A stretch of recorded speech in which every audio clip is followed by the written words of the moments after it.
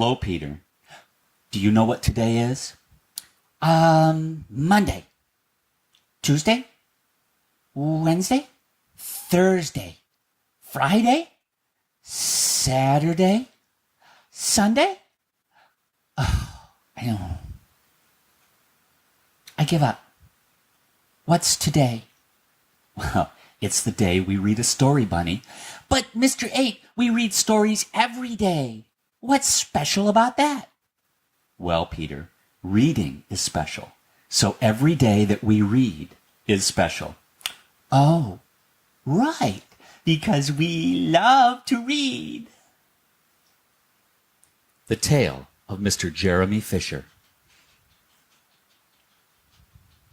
Once upon a time, there was a frog called Mr. Jeremy Fisher. He lived in a little damp house amongst the buttercups at the edge of a pond. The water was all slippy sloppy in the larder and in the back passage. But Mr. Jeremy liked getting his feet wet. Nobody ever scolded him, and he never caught a cold. He was quite pleased when he looked out and saw large drops of rain splashing in the pond. I will get some worms and go fishing and catch a dish of minnows for my dinner, said Mr. Jeremy Fisher. If I catch more than 5 fish, I will invite my friends Mr. Alderman Ptolemy Tortoise and Sir Isaac Newton. The alderman, however, eats salad. Mr. Jeremy put on a mackintosh and a pair of shiny galoshes. He took his rod and basket and set off with enormous hops to the place where he kept his boat.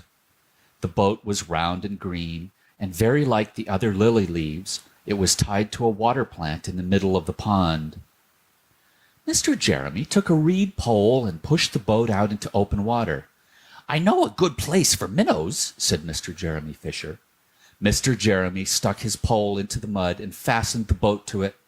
Then he settled himself cross-legged and arranged his fishing tackle. He had the dearest little red float. His rod was a tough stalk of grass. His line was a fine long white horsehair. And he tied a little wriggling worm at the end. The rain trickled down his back, and for nearly an hour he stared at the float. This is getting tiresome. I think I should like some lunch, said Mr. Jeremy Fisher. He punted back again amongst the water plants and took some lunch out of his basket. I will eat a butterfly sandwich and wait till the shower is over, said Mr. Jeremy Fisher. A great big water beetle came up underneath the lily leaf and tweaked the toe of one of his galoshes. Mr. Jeremy crossed his legs up shorter out of reach and went on eating his sandwich. Once or twice, something moved about with a rustle and a splash amongst the rushes at the side of the pond. I trust that is not a rat, said Mr. Jeremy Fisher. I think I had better get away from here. Mr. Jeremy shoved the boat out again a little way and dropped in the bait. There was a bite almost directly. The float gave a tremendous bobbit. A minnow, I have him by the nose, cried Mr. Jeremy Fisher, jerking up his rod. But what a horrible surprise! Instead of a smooth, fat minnow, Mr. Jeremy landed little Jack Sharp, the stickleback, covered with spines. The stickleback floundered about the boat, pricking and snapping until he was quite out of breath. Then he jumped back into the water. And a shoal of other little fishes put their heads out and laughed at Mr. Jeremy Fisher. And while Mr. Jeremy sat disconsolately on the edge of his boat, sucking his sore fingers and peering down into the water, a much worse thing happened. A really frightful thing it would have been if Mr. Jeremy had not been wearing a mackintosh. A great, big, enormous trout came up, kerplop, with a splash, and it seized Mr. Jeremy with a snap. Ow, ow, ow!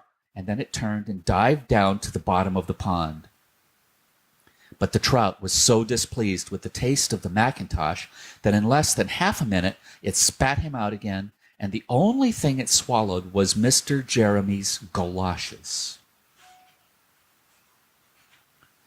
Mr. Jeremy bounced up to the surface of the water like a cork, and the bubbles out of a soda water bottle, and he swam with all his might to the edge of the pond. He scrambled out on the first bank he came to, and he hopped home across the meadow with his mackintosh all in tatters.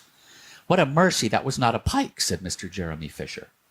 "I have lost my rod and basket, but it does not much matter, for I am sure I should never have dared to go fishing again." He put some sticking plaster on his fingers, and his friends both came to dinner. He could not offer them fish, but he had something else in his larder. Sir Isaac Newton wore his black and gold waistcoat, and Mr. Alderman Ptolemy Tortoise brought a salad with him in a string bag. And instead of a nice dish of minnows, they had a roasted grasshopper with a ladybird sauce, which frogs consider a beautiful treat, but I think it must have been nasty. The end.